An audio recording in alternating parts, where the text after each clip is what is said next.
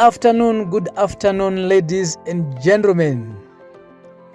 My name is Renius, Operations Manager for Tree Cutting Services, your tree cutting services company of choice. Tree Cutting Services is an insured, affordable, and professional tree cutting, tree trimming, tree felling, and tree removals company based in Harare. But our operations cover the whole of Zimbabwe. So today, ladies and gentlemen, I'm visiting our team that is in Shamva. They've been there for a couple of days, 5 days I think.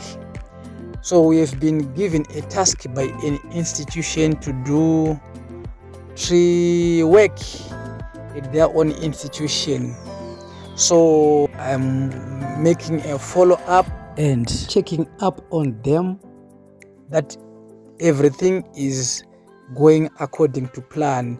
So this video does not have much of talking, but it has got much of footage of what they've done so far. So thank you so much for being on board.